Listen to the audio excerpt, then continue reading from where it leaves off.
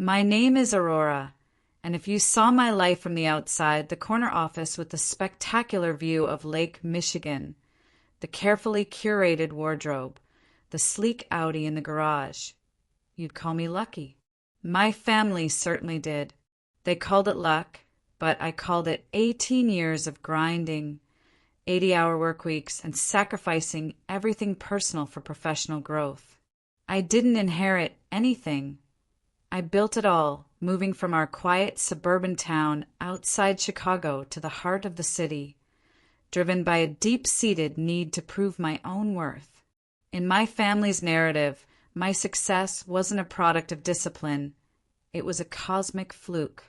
And because I was lucky, I was, by extension, the family's resource, the financial safety net, the emotional punching bag, the silent obligation.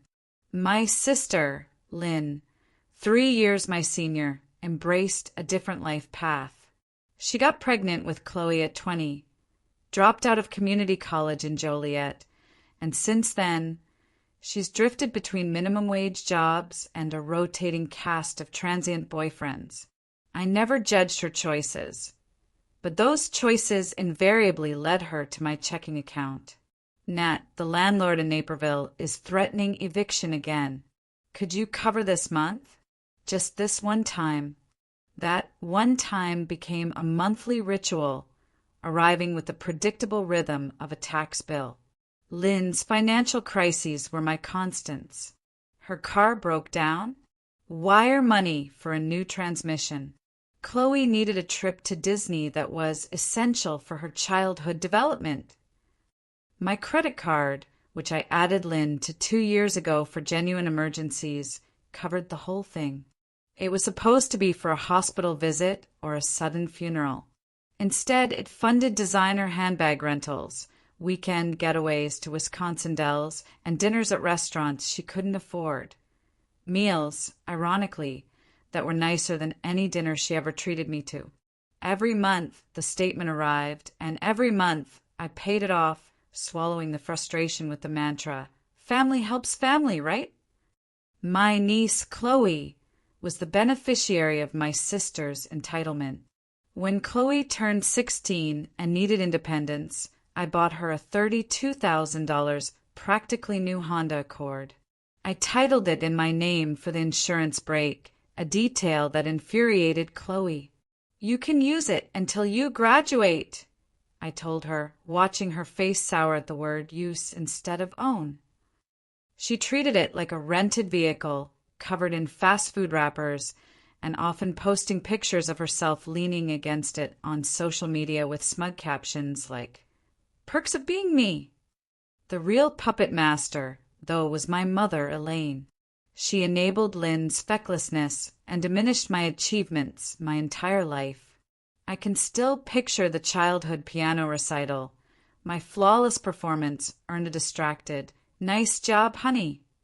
But when Lynn stumbled through the simplest piece, Mom gave her a standing ovation for trying her best, tears welling in her eyes. The pattern never broke. When I won my first full scholarship to Northwestern, Mom said I was lucky. When I landed my first marketing job, she worried aloud if I really had time for a career. Even now, my latest promotion to Executive Vice President of Client Relations, a massive leap in salary and prestige, was met with the same patronizing dismissal. "That's wonderful, sweetheart," she'd said. "Did I tell you Lynn is thinking about taking some online classes? She is so brave." Brave. Lynn was brave for thinking about online classes. I was just working too hard. That night, Lynn called. "Must be nice," she sneered. "Some of us have real responsibilities, not just fancy offices." I could hear Chloe in the background making exaggerated gagging noises. I just smiled, a practiced reflex, but inside, that little girl who yearned for her mother's simple, genuine pride was finally exhausted. I loved them, yes, but that love was sustained solely by the delusional hope that one day they would truly see me and be proud. I didn't understand then, as I do now, that some people are determined to misunderstand you, especially when your success shines a light on the choices they didn't make. But this year, for my 34th birthday, I was going to try one last time. I decided to host a celebration that would be undeniable, a showcase of the life I built, surrounded by people who genuinely valued me. Maybe, just maybe, if they saw the altitude I had reached, they would stop trying to pull me down.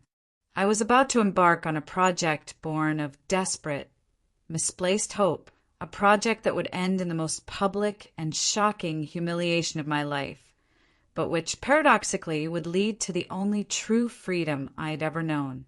The planning began the next morning, fueled by a dangerous mix of excitement and a deep, unconscious craving for my family's approval. I was setting myself up for a fall, a magnificent, painful fall that would change everything. The planning for my birthday wasn't just about throwing a party. It was an elaborate, last-ditch attempt at self-validation through external approval. It was my final, high-stakes project, approached with the characteristic precision of an executive who never misses a deadline. I threw myself into every detail, convincing myself that if the event was perfect, the reaction would also be perfect. The venue was first. It had to be undeniable, a place that screamed success and exclusivity.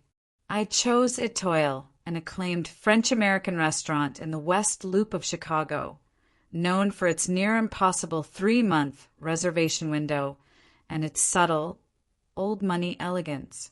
I set a calendar reminder and called the moment their booking system opened, securing the private dining room for 8 people on the exact Thursday evening of my birthday. That small, hard-won victory felt like a sign, a confirmation that this year, things would be different. This year, my efforts would be met with respect, not resentment. Next came the armor, the dress. I wanted something that spoke volumes without saying a word, a physical representation of the professional, confident woman I had become. After 4 exhausting weekends of boutique hopping on Oak Street, I found it, a creamy, pearl-colored Monique Lhuillier silk sheath. It skimmed my knees, accented by delicate crystal beading along the neckline. It was breathtaking. The price tag at $3,500 was the most I had ever spent on a single item of clothing, a figure that made my stomach churn slightly. But when I tried it on, turning slowly under the soft boutique lighting, I knew it was the dress of a woman who was worthy of celebration. It was my uniform for validation. "Special occasion?" the saleswoman asked, her voice hushed with respect as she carefully folded the silk into tissue paper. "My birthday," I replied, feeling a genuine smile spread across my face. "Dinner at Étoile. Oh, how lovely. Your husband must be so proud." I shook my head, my smile broadening. No husband, just me, celebrating me. The saleswoman paused, then nodded, her expression shifting to one of genuine admiration. "Even better," she said, a small, independent victory that resonated with me far more than any compliment on the dress itself. The invitations went out 6 weeks in advance. My friends, Kate, the pediatrician I met in college, Jasmine from work, Daniel and his husband, Ryan, who live in my building, responded immediately with enthusiastic acceptance and offers to help. These were the people who saw my effort, who knew my story, and who celebrated my wins without ever feeling the need to diminish them. Inviting my family, however, was a more complicated and anxiety-inducing maneuver. I called my mother, Elaine, first. "A Thursday night?" she sighed, her tone immediately suggesting I had asked her to drive to another state. "That's a long drive into the city on a weeknight, Aurora." "I know, Mom. I can send a car service for you. A black SUV, if that helps. It'll be comfortable." "Well, we'll see. I'll have to check with Lynn. Chloe might have dance practice." I swallowed the familiar lump of disappointment. It's at Itoil, Mom. The reservation was incredibly hard to get. I would really, truly love it if you could come. We'll try, she said, a non-committal promise I knew meant little. Lynn's response was equally tepid, coated in a layer of thinly veiled jealousy. Itoil? Isn't that place super expensive? Like ridiculous. It's my treat, I assured her, trying to keep the enthusiasm in my voice. For everyone. I want us all to celebrate. Well, Chloe will need something to wear, Lynn announced, shifting the burden back to me instantly. She can't just show up in jeans to a fancy place like that. We don't have that kind of wardrobe money. I closed my eyes and counted to 5. Don't react. Stay calm. I can wire you some money for a new outfit for her, if that helps. That would be the least you could do, Lynn said, her voice dripping with the implication that I was imposing on them by inviting them to a complimentary, high-end dinner. And we might be a little late. Chloe has practice until 6. The transactional nature of the interaction left me feeling hollow.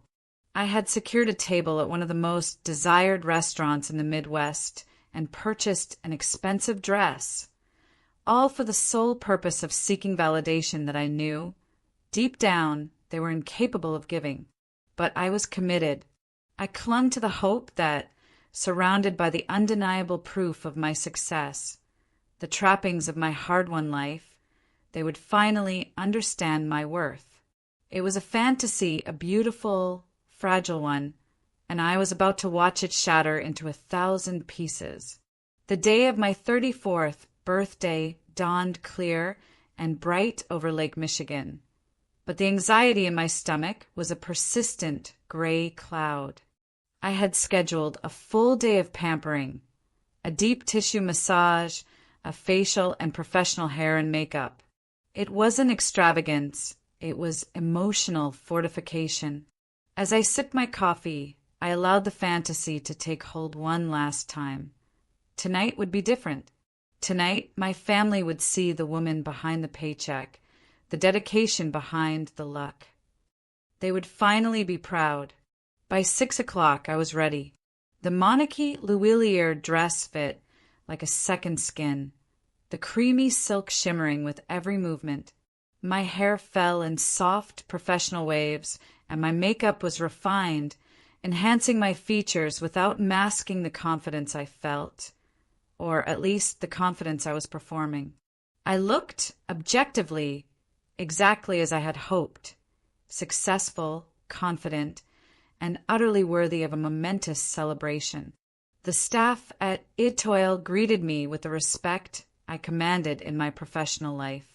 "Happy birthday, Ms. Wells," the maitre d' said, leading me to the secluded private room. "Your table is ready, and we have the reserve champagne chilling as requested." My friends arrived promptly at 6:30 p.m., bearing beautifully wrapped gifts and, more importantly, genuine affection. Kate hugged me tightly, whispering, "Aurora, you look absolutely stunning." Truly. The room quickly filled with warm energy, laughter, and sincere excitement. By 7:15 p.m. we were seated. The first course, a delicate composition of seasonal ingredients that was more art than food, was delivered. I kept checking my phone, the screen lighting up repeatedly in my hand. Should we wait? Jasmine asked gently, catching my eye. I forced a smile, shaking my head. No, let's start. They'll join when they get here. The decision was easy but carried the familiar weight of being overlooked. At 7:45 p.m., just as the sommelier was pouring wine for the second course, my family finally made their entrance. They didn't glide in, they trailed in, bringing a palpable chill into the warm room. My mother, Elaine, entered first, wearing the same stiff, dated, burgundy velvet dress she wore to every semi-formal event for the last 15 years. It was an instant visual announcement of their separate world. Lynn followed, looking irritated and slightly flustered, as if she'd been dragged here against her will. Trailing behind them, glued to her phone, was Chloe. She was wearing a tight, low-cut crop top and a denim miniskirt that was wildly, aggressively inappropriate for Itoil's ambience, a deliberate, teenage rebellion that felt pointedly aimed at me. "Sorry, we're late," Mom said, not sounding sorry at all, as the waiter smoothly reset their places. Traffic was absolutely brutal coming in from Oswego. The staff, true professionals, brought out their missed first 2 courses, and we tried to merge the 2 parties. The initial conversation was strained, the atmosphere thick with the contrast between my worlds. My friends, polished, thoughtful, and secure, tried to include my family, asking polite, open-ended questions. "So, Chloe, Aurora tells us you're quite the dancer," Daniel, ever the diplomat, offered kindly. Chloe shrugged without glancing up from her phone. "I guess. She is extremely talented," Mom interjected, taking over immediately. "Her teacher says she could go professional. She just needs better training. The studio in our town is so basic." Lynn nodded proudly, basking in the reflected glory of her daughter's potential. I recognized the opening, the familiar financial fishing lure. "If Chloe is serious about dance," I said, offering what I truly believed was a constructive way to help, "I could look into some summer intensives in Chicago. They have excellent programs." The response was immediate and sharp.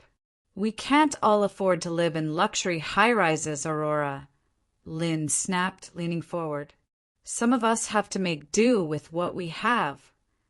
The table fell into an immediate, embarrassing silence. Ryan caught my eye from across the table and raised one sculpted eyebrow slightly. I gave a small shake of my head, a silent plea of not now. As the evening progressed, the contrast became agonizingly clear.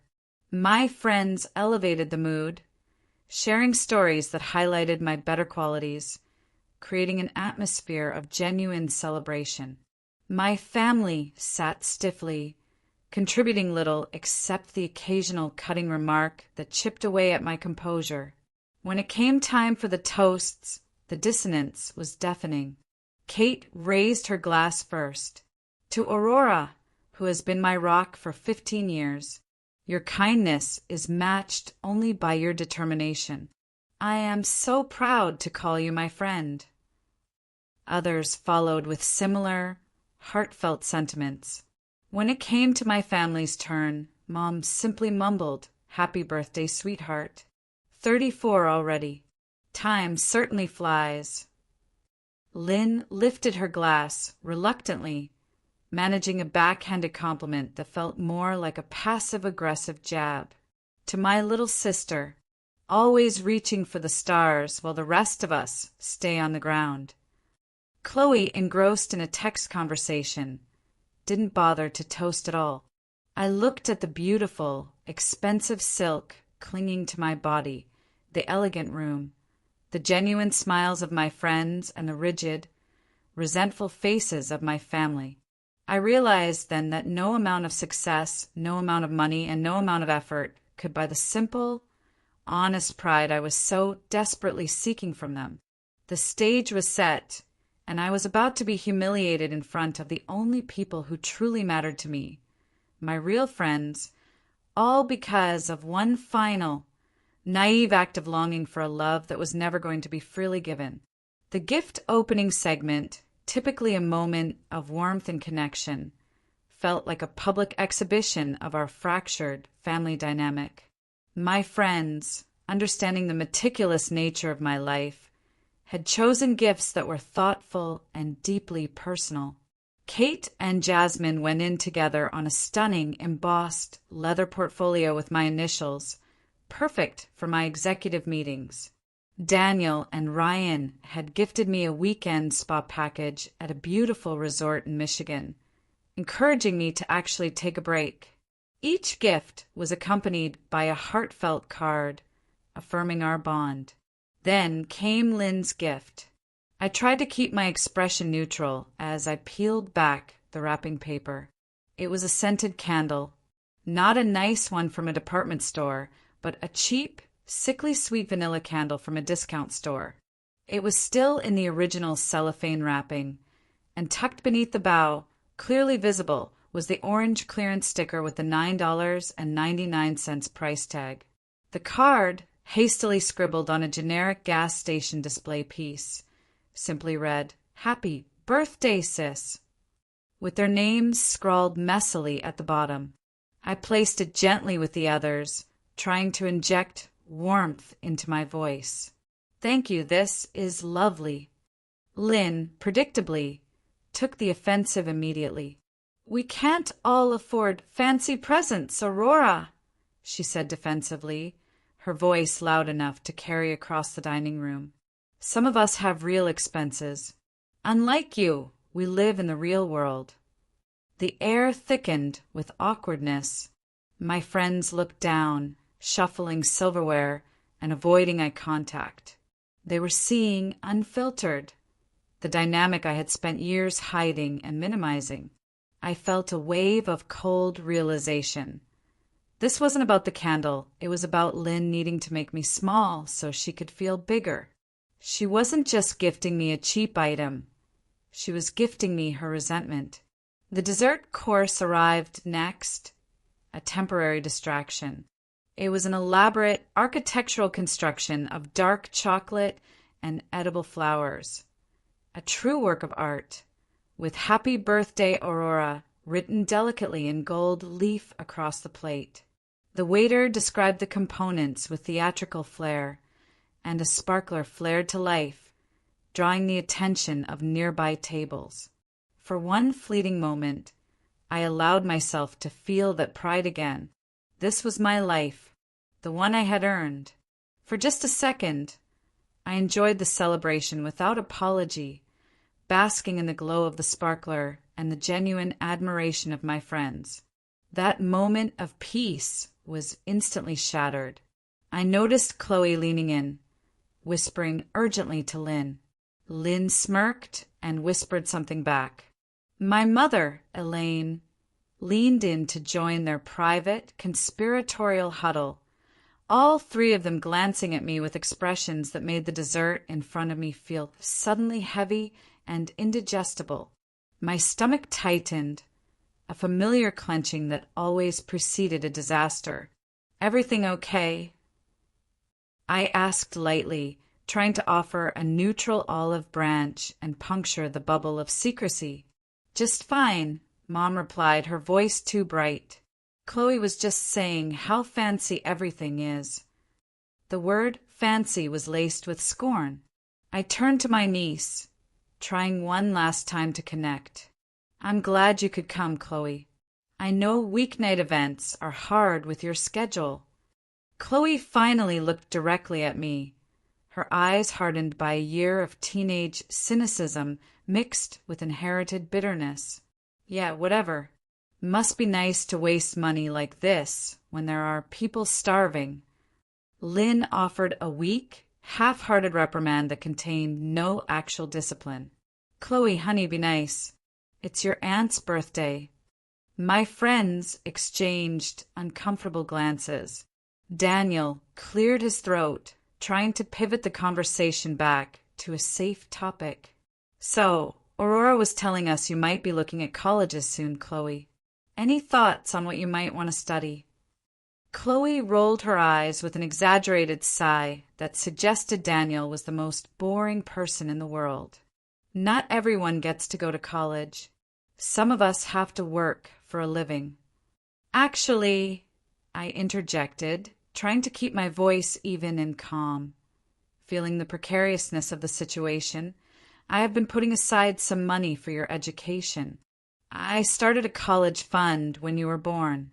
There are also some excellent dance programs that offer scholarships, too." The table fell silent. This was news to everyone, especially Lynn, whose expression morphed instantly from irritation to confusion and then to a dangerous-looking suspicion. The college fund was not a small sum. It was a substantial amount, set up to cover at least 4 years of state college tuition, even more if combined with scholarships. What do you mean, putting aside money? Lynn's voice was dangerously low. A college fund, I explained. It's in a trust. It's not huge, but it should cover community college at minimum, possibly more with scholarships. I wanted it to be a surprise when the time was right. Instead of gratitude, 3 faces hardened simultaneously. Mom's lips pursed. Lynn's eyes narrowed like a snake's, and Chloe gripped her water glass so tightly her knuckles went white. This was not the joyous reveal I had hoped for. This was an ignition switch. So you've just been sitting on a pile of money all this time, Lynn hissed, her voice gaining that familiar, volatile edge. While we struggled, while I worked double shifts, while Mom had to remortgage her house to help me with rent. The lie was already twisting in her mouth, justifying her impending rage.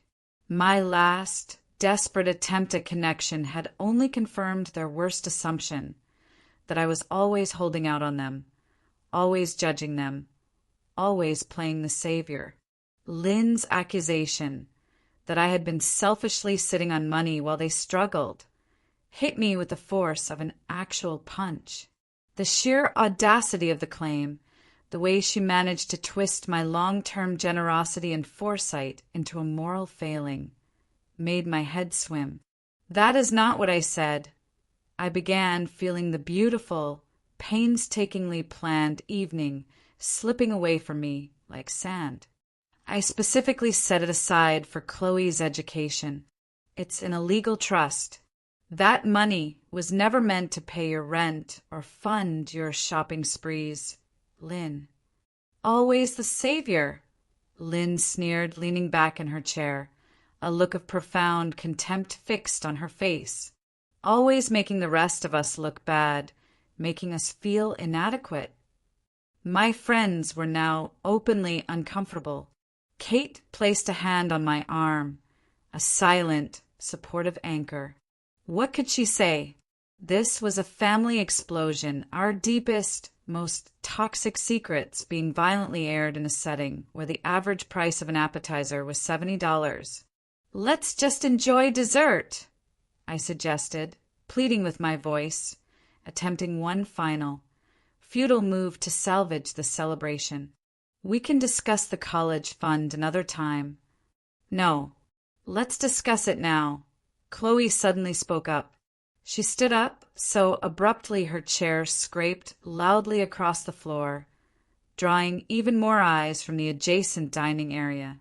Her voice was high, laced with genuine venom and an entitlement she hadn't earned. I don't need your charity. I don't need anything from you. She paced around the table, the inappropriate miniskirt and crop top now adding a juvenile ferocity to her movements. She's trying to control everything, Chloe ranted, aiming the tirade at Lynn and Mom, but her eyes were fixed on me, like she always does, walking around like she's better than everyone because she has money, acting like we should be grateful that she throws us her scraps. The restaurant truly seemed to go quiet now. The beautiful ambient music, the soft clinking of silverware, all of it faded as my focus narrowed down to this horrific, agonizing moment. The multi-thousand-dollar evening I had meticulously planned, the evening intended to finally win their approval, was imploding into a spectacle of petty rage. That is not true, Chloe, I said, my voice quiet but cutting through the noise. I love you. I want to help because you are my niece, and I care about your future. I set that money aside when you were a baby. Chloe stopped directly across from me. She grabbed her nearly full glass of cranberry cocktail, a non-alcoholic blend the staff had thoughtfully prepared for her, and gripped it tightly. Her eyes, usually sullen, were now burning with a cold, calculating fury that was chillingly adult. "You want to know what I think of your help," she said, her voice rising to a shout. "You want to know what I think of your fancy dress and your fancy restaurant and your fancy life." Before anyone, even my friends, could react, before Daniel or Ryan could rise to intervene, she brought the glass up and tossed the contents directly at me. The cold liquid hit my chest and face instantly. The bright, garish red of the cocktail immediately spread across the creamy white silk of my $3,500 dress, staining it irrevocably, spreading like a pool of fresh, violent blood. It soaked through the thin fabric, clinging to my skin. In the shocking, terrible silence that followed, a silence where I could hear only the frantic beating of my own heart, Chloe delivered the final, devastating blow. She leaned in, her face inches from mine, and smirked. "Now you look as cheap as you really are." My friends gasped. Daniel half rose from his chair, a raw curse forming on his lips, but I held up a hand to stop him. The entire restaurant had gone quiet now. Every table was aware, watching the disaster unfolding in the corner of the exclusive private room. I looked at my mother, Elaine. I expected shock. I expected a torrent of apologies. I expected her to finally be angry at her granddaughter's unspeakable cruelty. Instead, Elaine reached out and patted Chloe's hand. She patted her hand calmly. "I think we should go," Mom said, standing up, her voice steady. "Aurora, this was all a bit much. You know how teenagers can be when they feel uncomfortable." Uncomfortable. Lynn was already grabbing her purse, her eyes avoiding mine. "We told you this place was too fancy.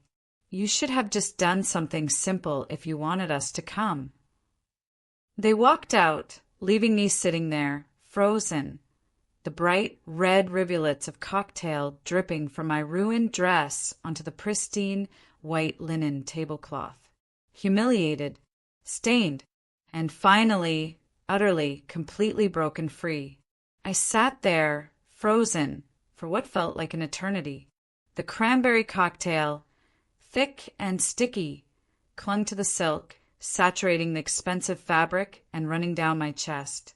I could feel the heat of 100 eyes on me, the curious, the shocked, and the sympathetic. The staff at Etoile, highly trained and professional, hovered uncertainly, unsure whether to intervene in what was clearly a dramatic family crisis. I heard myself speak, my voice steady, betraying none of the chaos and devastation churning inside me. "It's fine," I told the waiter, who looked horrified. "Thank you for coming." The three of them, my mother, my sister, and my niece, did not look back. They simply marched out of the exclusive dining room, leaving me, the architect of this disastrous evening, to deal with the public wreckage. The sight of my mother comforting Chloe's wrist as they exited was the final, indelible image. She was not a perpetrator in my mind, but a victim of my excessive lifestyle. Kate immediately moved to the chair beside me, putting her arm around my shoulders. "Aurora, I am so sorry. That was unacceptable. Truly." Jasmine was already talking to the waiter, ensuring our bill was settled and arranging for the remaining desserts to be packed up, a gesture of normalcy in a moment of utter madness. Daniel and Ryan flanked me protectively as we made our way out of the restaurant, my ruined dress drawing sympathetic, pitying glances from every diner. I was a spectacle. In the privacy of my Audi, which Daniel drove back to my apartment building in Streeterville, the composure I had maintained finally cracked. Surrounded only by my true friends, the dam broke. The tears weren't just for the $3,500 dress or the ruined evening. They were for the years of emotional labor, the missed birthdays, the backhanded compliments, and the desperate, futile attempts to win a love that had proven transactional and conditional. The fantasy I had clung to for decades, that my family might one day appreciate me, had been shattered beyond repair by a deliberate act of public cruelty. My friends were wonderful, offering comfort and righteous outrage on my behalf. But after they left, I was finally alone, still wearing the sticky, crimson-stained silk dress. I walked into my living room, the panoramic view of the nighttime Chicago skyline ironically amplifying my isolation. I picked up my phone, my fingers shaking, and scrolled through my banking app, looking at the years of transactions. The tens of thousands of dollars flowing from my accounts to support my sister and niece. The emergency credit card statements detailing shopping sprees at high-end boutiques and spa days. Then the final nail. I opened Instagram. My blood ran cold. Chloe had already posted about the incident. A blurry, close-up photo of me with a crimson stain across my chest, captioned with a brutal, self-satisfied venom. When rich Annie needs to be taken down a peg. Hashtag, sorry not sorry. Hashtag, Chiapacerielier. The post already had dozens of likes, and comments were flooding in. Did she cry when you ruined her dress? Bet she has 10 more just like it. And there, prominently displayed beneath the caption, with a laughing emojis and a supportive comment from Lynn. She didn't just enable the act. She celebrated the humiliation. In that single, agonizing moment, the need for approval, the desperate desire for family love, the willingness to be used, all of it fell away. It was replaced by a cold, surgical clarity I had never experienced before. The old programming of guilt and obligation was overwritten by a singular, fierce resolve. I peeled off the ruined dress, the wet silk clinging to my skin, and walked into the bathroom. I hung the monarchy Luwilier on the back of the door, a crimson-stained, silent reminder of the exact moment I had changed. The shower water ran hot as I scrubbed the cocktail juice from my skin and hair. My mind raced through years of similar, smaller slights. Lynn spilling wine on my graduation gown, Chloe forgetting to tell me about family gatherings, Mom dismissing every career milestone. Why had I accepted this treatment for so long? The question echoed, and the answer was simple, because I valued their love more than I valued myself. But that was over now. I emerged from the shower, wrapped in a thick, white robe, and made 2 calls that would fundamentally reorder my entire existence. The first was to the credit card company. The second was to my lawyer. I was done being the ATM. I was done being the punching bag. I was finally free to be the executive vice president of my own life. The confrontation was coming, and I intended to be ready. The hour after the shower was an emotional excavation. I sat on the edge of my bed, the stain on the silk dress mocking me from the bathroom door, and allowed myself to feel the entirety of the pain. It wasn't the searing heat of anger yet, but the cold ache of betrayal. It wasn't just Chloe's action. It was the immediate, unhesitating support from Lynn and, most devastatingly, from my mother, Elaine.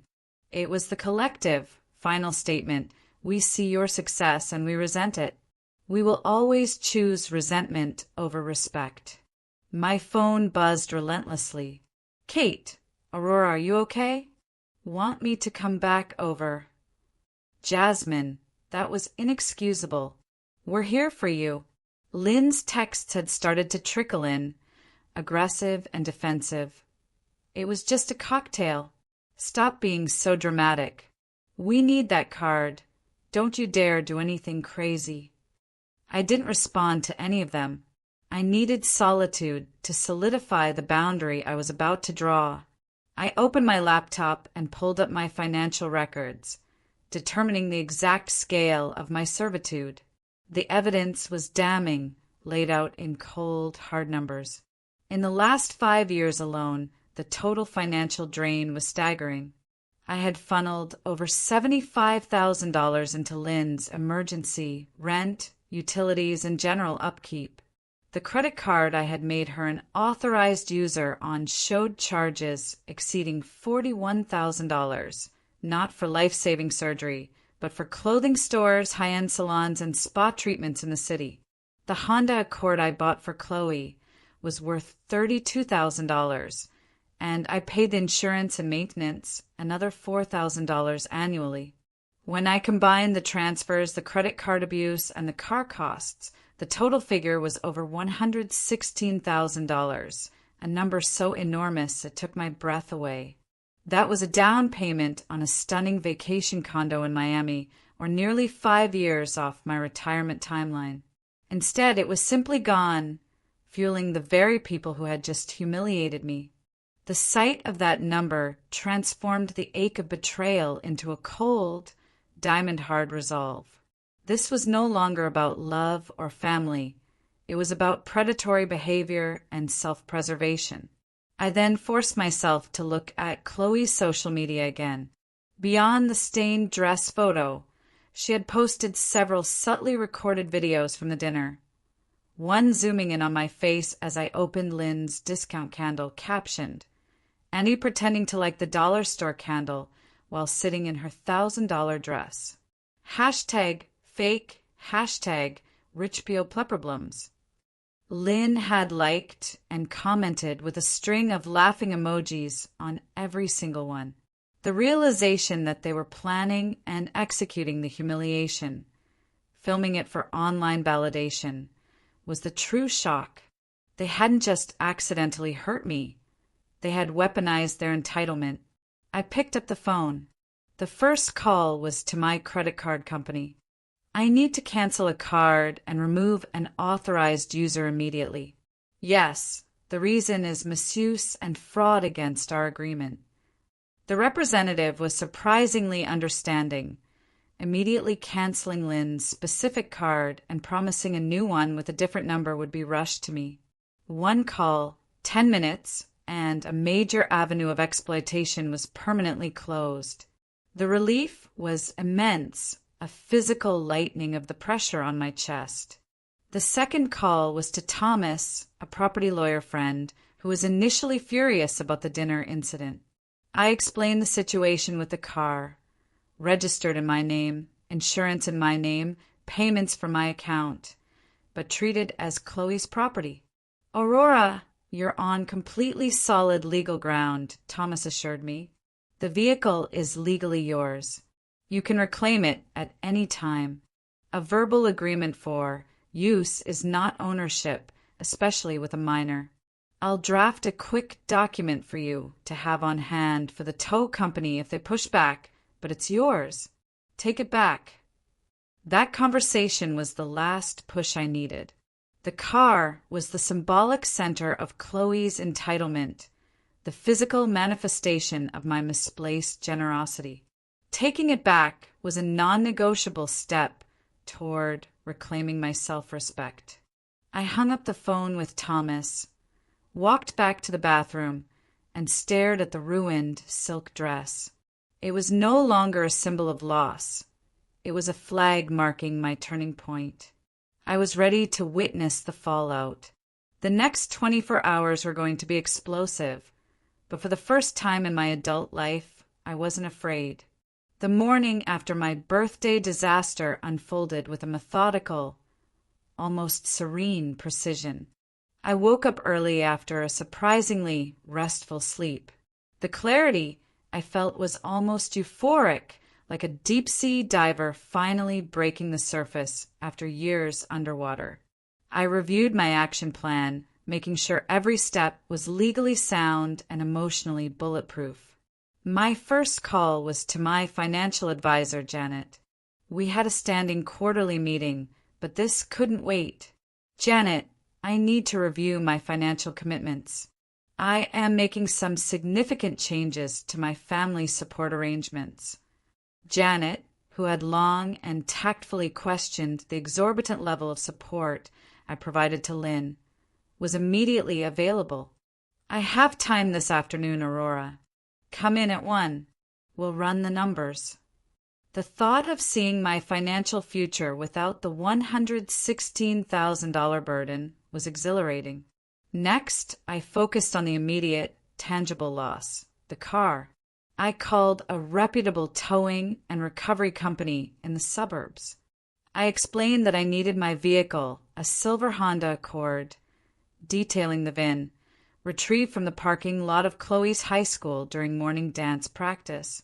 "I am the legal owner, ma'am," the dispatcher asked professionally. "Yes. I will immediately email you copies of the registration, the title, and the insurance card, all bearing my name, Aurora Wells. I also have a notarized statement from my attorney confirming my right to reclaim the property."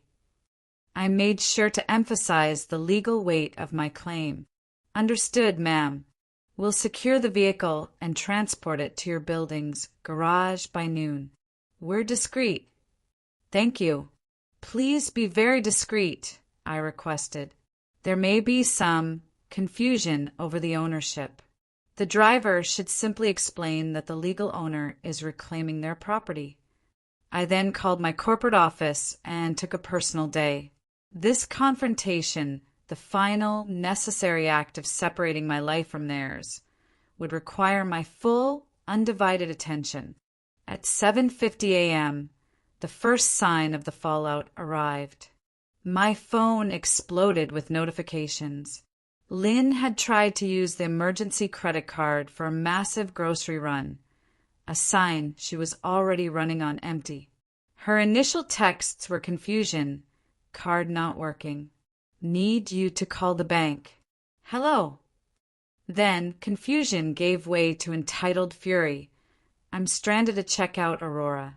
What the hell is this? Call the bank now. And finally, the predictable, toxic blend of manipulation and anger.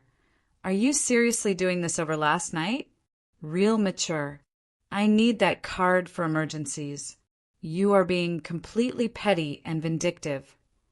I turned my phone to silent and walked away from it.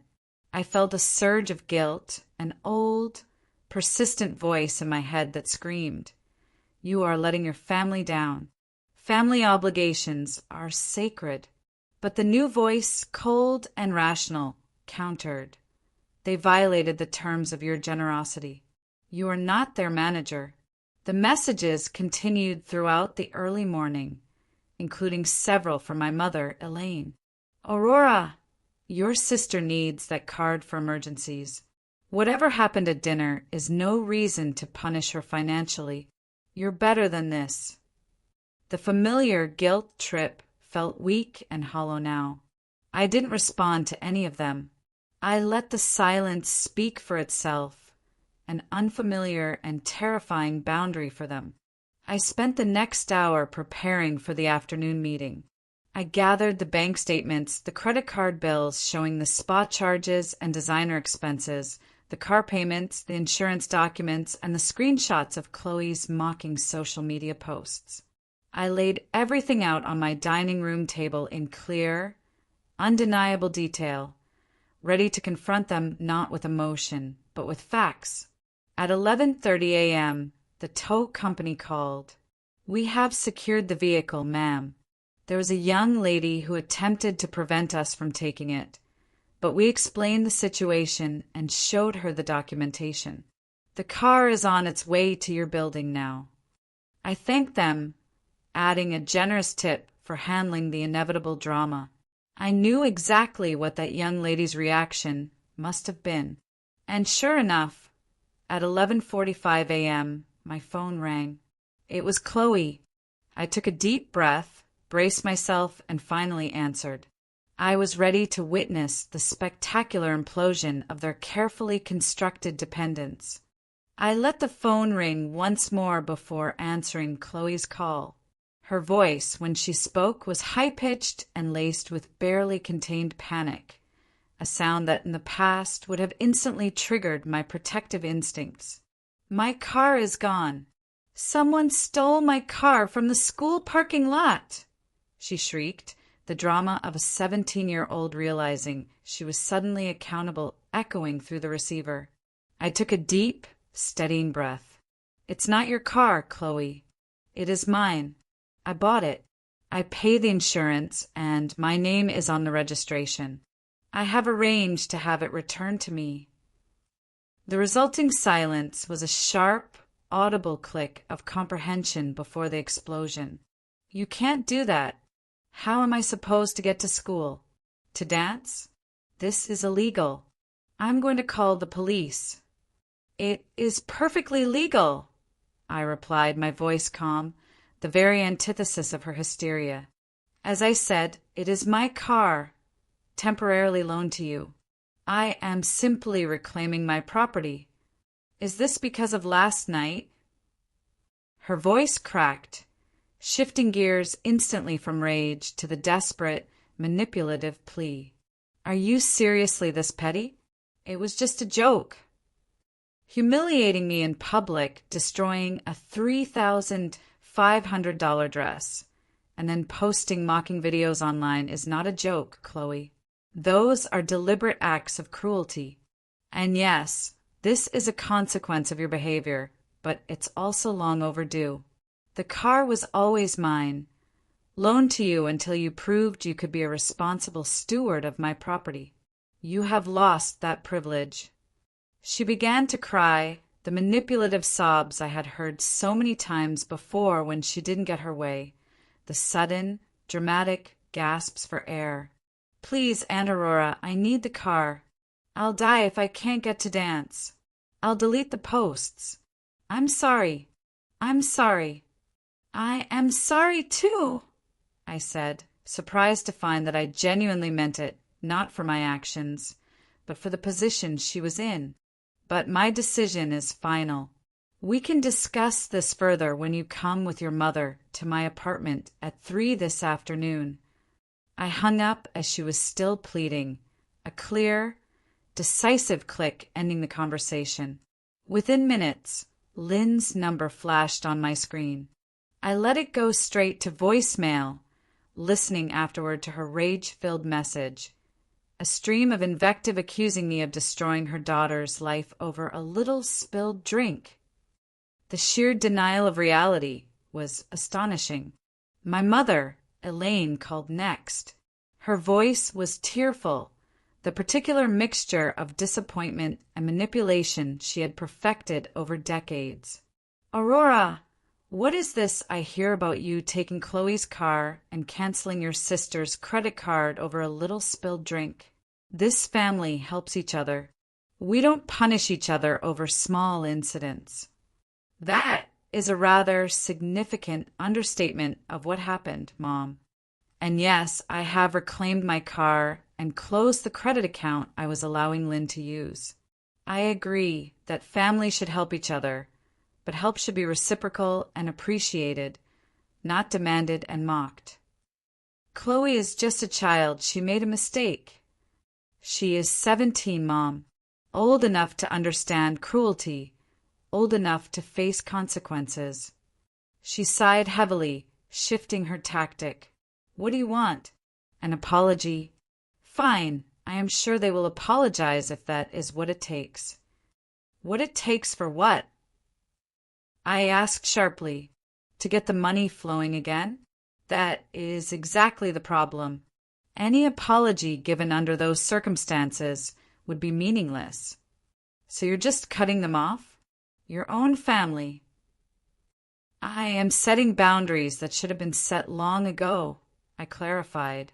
We can discuss this further when you all come to my apartment at 3. I sent the text. Be there. My meeting with Janet, my financial advisor, confirmed the gravity of my decision. The spreadsheet she created showed my family support over the past 5 years. The total was over $116,000. She then ran a simulation. If you had invested that money instead, Aurora, you would have an additional $122,000 in your portfolio today.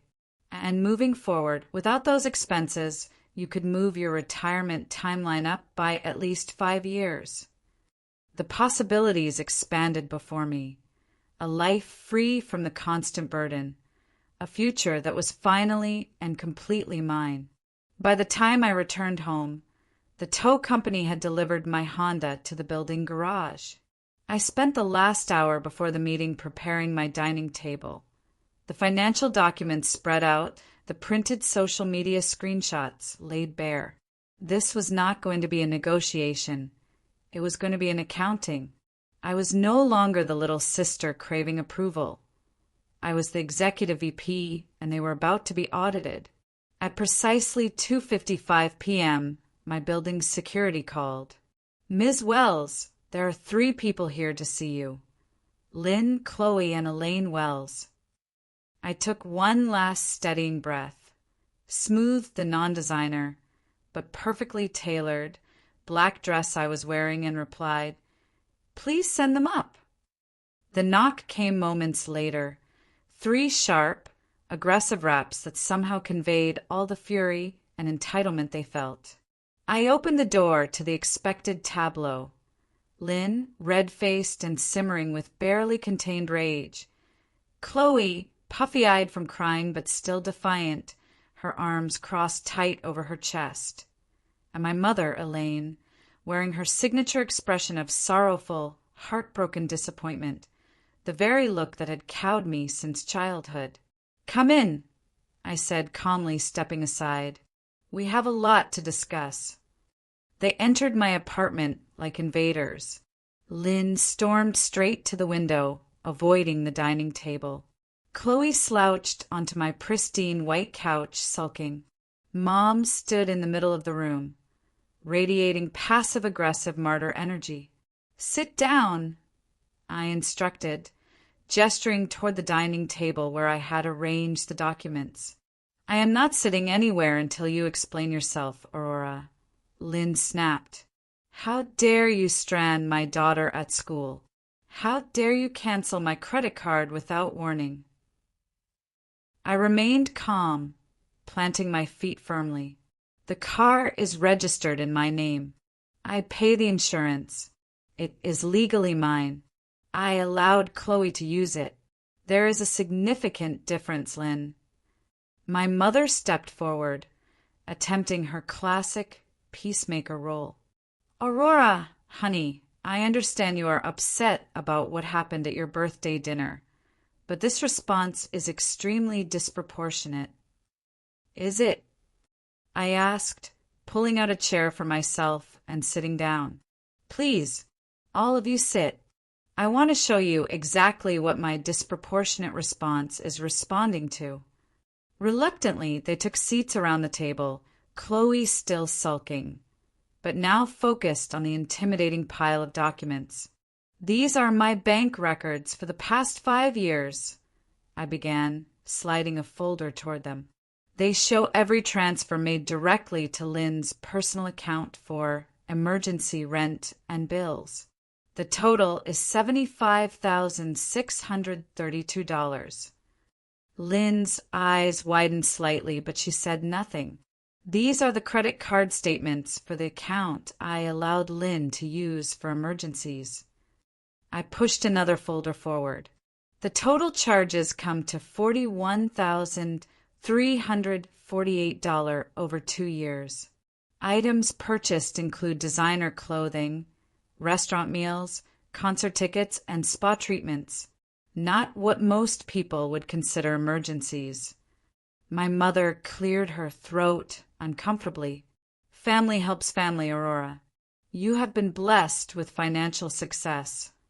"I have worked extremely hard for my financial success," I corrected her, making sure the words landed precisely. 60 to 70-hour weeks for years. I sacrificed relationships and personal time and earned every promotion through excellence. I turned to the next document. "This is the purchase agreement for the car Chloe has been using. $32,000 plus insurance and maintenance costs of approximately $4,000 annually, all paid by me. The total financial support I have provided over the past 5 years comes to over $116,000. The number hung in the air, massive and undeniable. Money freely given out of love and concern for their well-being. The room was silent as they absorbed this crushing financial reality. Lynn looked stunned, as if seeing the total amount for the first time made her realize the true, staggering extent of her dependence. "And this," I said, placing my tablet on the table and opening it to Chloe's social media page, "is how my generosity has been repaid." I showed them the posts from the previous night. The photo of me with the stained dress, the mocking captions, and the cruel comments. "Chloe, would you care to explain why you thought it appropriate to humiliate me publicly, then share the humiliation with hundreds of people online?" She squirmed in her seat. "It was just a joke. Everyone posts stuff like that."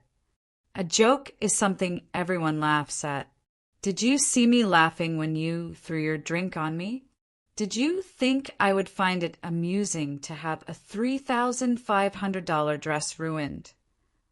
"You can afford another one," she muttered, trying to find an excuse. "That is not the point. The point is respect. Basic human decency, neither of which you demonstrated last night." I turned to Lynn. "And you. You liked these posts. You commented with laughing emojis.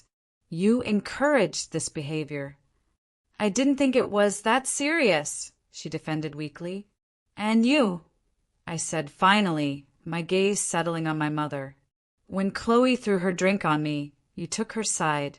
You comforted her as if she was the victim." Mom looked genuinely confused. She was upset. She was upset because she had just deliberately humiliated me in public. And your first instinct was to comfort her, not to address her appalling behavior. I stood up, walked to the window overlooking the city, and let the silence build before turning back. "For years, I have supported you financially and emotionally. I have never asked for anything in return except basic appreciation and respect. Last night made it crystal clear that I cannot even expect that much from you." The audit was over. The sentencing was about to begin. Lynn finally seemed to grasp the full, horrifying severity of the situation. The color drained from her face, and the aggression in her posture collapsed into despair. "So, you're just cutting us off completely?" she whispered, the question heavy with fear. "I am establishing boundaries that should have been in place long ago," I corrected her. "The credit card is canceled. The $4,000 in monthly financial support is over. The car is mine again." Chloe burst out, the tears finally genuine this time, stripped of their manipulative edge. "How am I supposed to get to dance? How am I supposed to get to school?" "The same way thousands of other teenagers do, Chloe. Walk. Take the bus. Ask your friends for rides. This is not about punishment. This is about natural consequences. When you mistreat someone who has been supporting you, that support may end." My mother, realizing that her usual tactics were failing completely, tried one last appeal. "Aurora, I understand you feel hurt, but this feels like vengeance. Family should not punish each other." "This is not vengeance, Mom. It's accountability. I am done enabling destructive behavior. I am done being an ATM. I am done accepting disrespect and cruelty as my due." I walked back to the table and gathered the folders into a neat stack. The reality of their situation sank in, harsh and immediate. Lynn looked pale. "The rent is due next week. I cannot make it without your help." "I'm sure you will figure something out, Lynn. Perhaps a second job, or a roommate, or finally enrolling in those online classes you've been thinking about." You are resourceful when you need to be. And Chloe's college fund? Lynn asked, hoping for some lifeline. The college fund still exists, I confirmed, looking directly at my niece. That money was always for your education, Chloe, and it remains in a trust that you can access when you enroll in higher education. As for dance classes, that is something you and your mother will need to budget for yourselves now.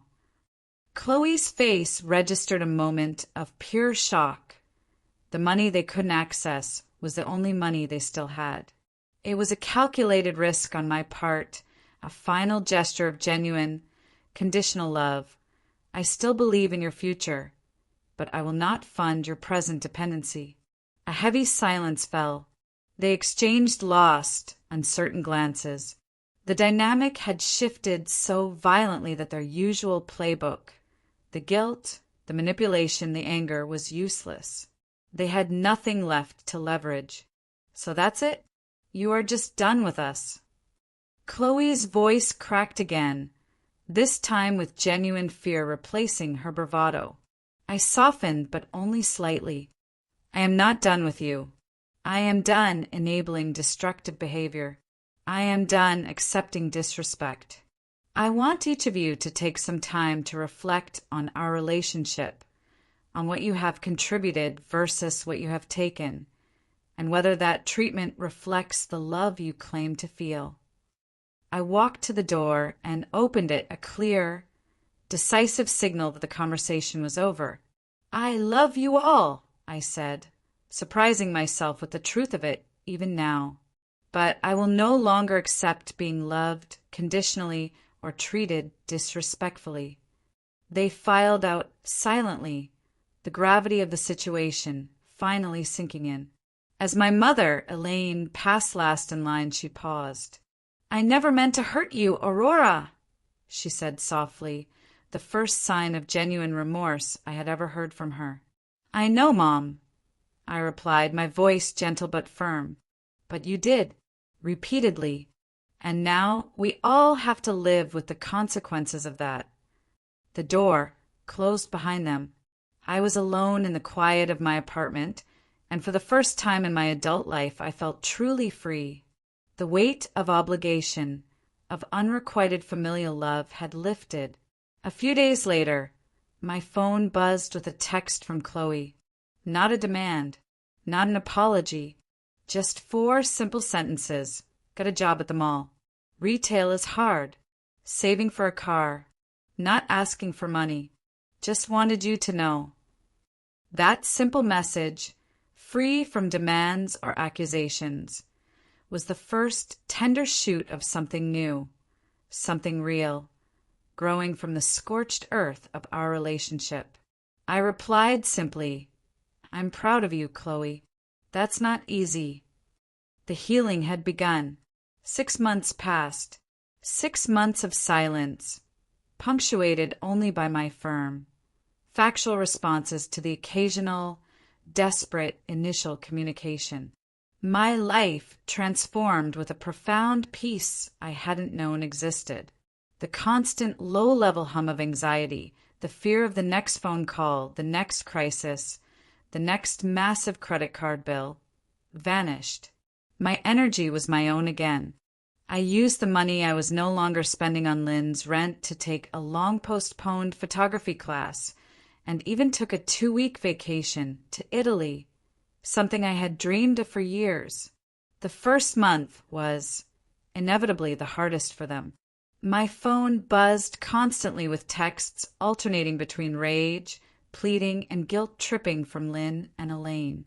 But I responded factually and calmly to direct questions. No, the card is canceled. Yes, you need to budget for Chloe's needs, and refused to engage with any emotional manipulation. Eventually, the barrage slowed, then stopped. Chloe's progress was the most immediate. That text about the mall job was followed by another, 2 months later. Got promoted to key holder. Saving is slow but steady. Thinking about applying to community college for now, with the trust money. She had matured remarkably. During one of the mandated monthly family dinners, which I insisted be held at Mom's house and feature simple, home-cooked meals, Chloe approached me privately after we finished eating. We walked into the quiet suburban garden as the autumn evening cooled. "I need to apologize properly," she said, looking me directly in the eye, the defiance gone, replaced by a quiet sincerity. "What I did at your birthday was cruel and stupid. I was jealous of your life. It seemed so easy for you and so hard for Mom and my mom. It was never easy, was it?" "It was never easy, Chloe," I told her, my voice gentle. "I worked incredibly hard for everything I have. The difference was I took responsibility for my choices." She nodded, leaning against a railing. "I understand that now. Retail for minimum wage has been educational. But the thing is, I actually like earning my own money. It feels good to buy something and know it's really mine, not a handout." "That is how independence works," I agreed. "It's harder, but ultimately far more satisfying." "About college?" she asked hesitantly. "Is that trust fund really still there?" "It is. Education was always the plan for that money, and it still is. I wanted to make sure you had a shot, even if the relationship broke down." Her relief was palpable. "Thank you. I'm applying to community colleges first, then transferring to a state school with a strong dance program. More practical than my old plans." Lynn's transformation took longer, cycling through depression and finally reluctant acceptance. 3 months after our confrontation, she found a better-paying job as an office manager in a dental practice and moved to a smaller, more affordable apartment. When she finally reached out, her message was unexpected. "Thank you for forcing me to stand on my own. I hate that it took this, but I needed the push. I'm taking night classes in accounting." The true, deep healing, the humanistic arc I had unconsciously hoped for, centered on my mother, Elaine. Decades of enabling Lynn and dismissing me could not be undone quickly. We began with brief, carefully neutral phone calls once a week. She struggled to break old patterns, occasionally slipping into comments about how Lynn and Chloe were suffering without my support, but I gently, firmly redirected the conversation every time. Slowly, almost imperceptibly, Mom began to see me clearly. She started asking questions about my work, my actual challenges, my friends, and my life, with genuine interest rather than a cursory politeness. During one call, she surprised me with an observation that caught me off guard. "You sound different, Aurora. Happier." "I am, Mom. Setting boundaries has been good for me." "I can see that now," she said thoughtfully. I wish I had been better at seeing you before." It wasn't quite an apology, but it was a tectonic shift in her worldview. Then, one evening after a quiet, simple dinner at her house, just the two of us, she stopped me as I was gathering my coat. She took my hand, her grip surprisingly firm, and looked me straight in the eye, tears welling up in her aged eyes. This was the moment of redemption, the long overdue accounting of her soul. "I failed you as a mother, Aurora," she said simply, the words decades in the making. "I favored your sister because she seemed to need me more. I mistook your strength for resilience, and I took it for granted. I am sorry, Natalie. Truly sorry." Tears sprang to my own eyes at the sound of the words I had needed to hear for 30 years. "Thank you, Mom," I choked out. The weight I had carried since childhood, the desperate need for my mother's acknowledgement, finally lifted. The family was not just healing. It was being fundamentally rebuilt, starting with the heart of the home. As my 35th birthday approached, I considered letting it pass quietly. The trauma of the previous year's disaster still lingered, a phantom ache. But Kate convinced me otherwise. You cannot let one bad experience rob you of celebrations forever, she argued. Just do it differently this time. So I planned a small gathering. No expensive restaurant. No designer dress. Just family, the newly reformed, still imperfect family, and my closest friends.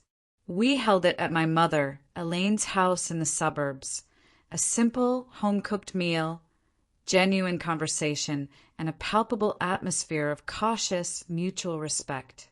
As we sat around the table, eating Mom's famous lasagna and laughing without any underlying tension, I looked at the faces of my family. Lynn was lighter, talking enthusiastically about her accounting classes and the stability of her new job. Chloe was focused, discussing college applications and her work schedule, her phone nowhere in sight. They were still learning, still growing, but they were trying in ways they never had before.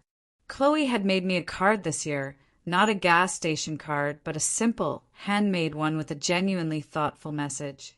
Lynn's gift was a beautiful, quality leather bookmark, purchased from a local artist, a gift within her actual, self-earned budget. My mother had prepared all my favorite foods from childhood, a gesture of quiet, unconditional love that needed no price tag. When it came time for the toast, Mom stood up first, surprising everyone, her voice steady and clear. The mother, who had enabled the family's toxicity for decades, was about to deliver the final word on our healing. "To my daughter, Aurora," she said, her eyes meeting mine, "who had the courage to show us all a better way to be family, who loved us enough to stop enabling our worst behaviors. I am proud of the woman you have become, and I am grateful for the chance to truly know you now." Glasses clinked with an honesty they lacked the year before. The journey had been painful, but the destination was worth it. We were building something new from the ashes of unhealthy patterns, something based on mutual respect rather than dependence and resentment. Later that evening, as guests began to leave, Chloe approached me, her hands clasped tightly around a small white envelope. "I saved this for my job," she said, handing it to me. "It's not much, but I wanted to repay you, at least symbolically, for the car and everything else." Inside was $200 in carefully counted $20 bills. "Chloe, you don't need to do this," I began, touched beyond words. "I want to," she insisted. "It's important to me to show you I understand now." I accepted the envelope, recognizing it not for its monetary value, but for what it represented: accountability, growth, and respect. It was the best gift I had received all year. As I drove back to my Chicago apartment that night, looking at the city lights, I reflected on the lesson of the past year. Sometimes the greatest act of love is saying no. Sometimes the hardest boundaries are the ones most necessary for growth. And sometimes family has to break before it can be properly rebuilt. The relationship with my family is still healing, still evolving. There will be missteps and old patterns will surface. But for the first time, I am hopeful. By standing firm in my worth, I gave my family, especially my mother, the opportunity to grow into their best selves, rather than continuing to sink into entitled dependence. And I gave myself the ultimate permission to be valued, respected, and truly loved. If you are watching this and you recognize yourself in this story, if you are the one holding up the family, absorbing the toxic behavior, hoping your generosity will finally buy you love, remember this: your success is not a cosmic fluke, and your strength is not a license for others to lean on you until you break. The most loving thing you can do for an entitled family member, especially an older loved one whose enabling is damaging everyone, is to set the boundary. It is painful, it is explosive, but it is the only path to genuine, mutual respect. It saves their dignity, just as much as it saves your own. Have you ever had to set a hard boundary with a loved one? What was the most shocking reaction you received? Share your experiences in the comments below. Let me know what worked for you. Thank you for listening to my story. May you find the strength to create healthy boundaries in your own relationships and reclaim your worth.